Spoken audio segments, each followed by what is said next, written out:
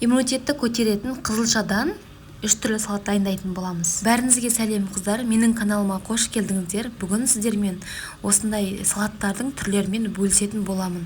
Міндетті түрде жасап көріңіздер, сіздің ағзаңызға өте пайдалы. Біздің 3 түрлі салатымыз көп затты қажет етпейді, үйдегі бар заттармен жасауға болады. Барлығына бізге піскен қызылша қажет болады, яғни свекла қажет болады. Бір дана қызылшамызды осылай кесіп алып, барлығын 4 бұрышты етіп турап аламыз. Туралған қызылшаларымызды кеңдеу ыдысқа саламыз.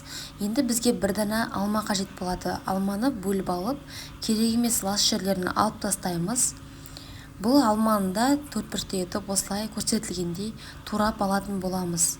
Алманы қызылшаның үстіне салып, енді бізге келесі кезекте кукуруз қажет болады. Бізге кукуруз 2 ас қасық болса жеткілікті. Үйдегі қалып қойған кукурузды салып жіберсек болады. Ас қасықпенен 1,5 қасықтай майонез қосамыз үстіне. Енді барлығын жақсылап араластырамыз. Біздің салатымыз қызыл түске енгенше жақсылап араластыратын боламыз. Бұл салат бізде тәттілеу болып шығады. Шаймен жеуге өте пайдалы әрі дәмді салаттың бірі. Қалауыңыз бойынша ішіне мейіз қоссаңыз да болады, ол кезде де дәмді болып шығады. Келесі екінші салатымыздың бірі бұл пияз қосып жасалатын қызылшадан салат. Қызылшаны осылай бір дана қызылшамызды 4 бұрышты етіп турап аламыз барлығын. Содан кейін ыдысқа саламыз. Енді жарты жуамызды өте жіңішке етіп пиязымызды осылай турайтын боламыз. Оны да ыдысымызға ішіне саламыз, қызылшаның үстіне. Бізге бір дана кішкентай қияр қажет болады. Осылай жарты бөліктен өте жіңішке етіп турап аламыз. Үлкендеу болса қиярыңыз жартысын қоссаңыз да болады. Бұл бізде бір тарелка ғана салат шығады. Осылай ыдысымызға салып, енді бір дана сарымсақты үккіштің көмегімен осылай өткізіп аламыз.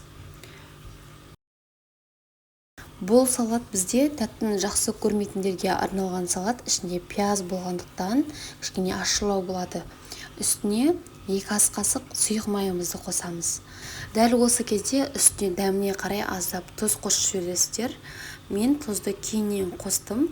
Енді салатымыз қызыл түске енгенше барлығын жақсылап араластырамыз. Бізде бұл салат бір тарелка ғана көлемінде шықты. Тарелкаға салып ұсынсаңыздар болады.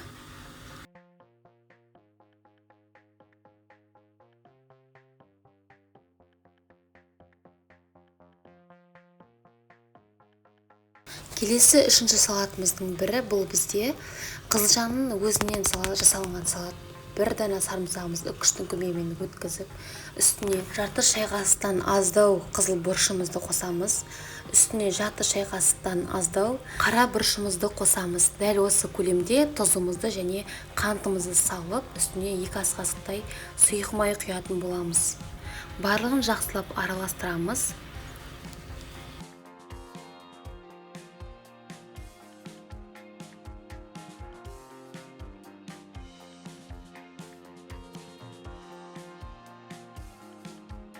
Енді қызылшамызды дайындаймыз. Бір дана піскен қызылшамызды алып, осылай карри салатын жасайтын осындай үккіштің көмегімен барлығын өткізіп аламыз.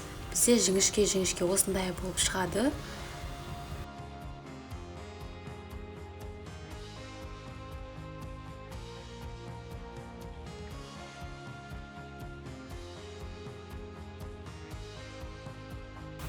Дайын болған қызылшамыздың үстіне енді жаңа дайындап қойған соусымызды құятын боламыз. Бұл тек қана қызылшаның өзінен жасалынатын салат. Бұл да иммунитетті көтеріп, сіздің ағзаңызға өте пайдалы. Дайын болған салатымызды тарелкаға салып ұсынсақ болады. Міндетті түрде жасап көріңіздер 3 түрлі салатты.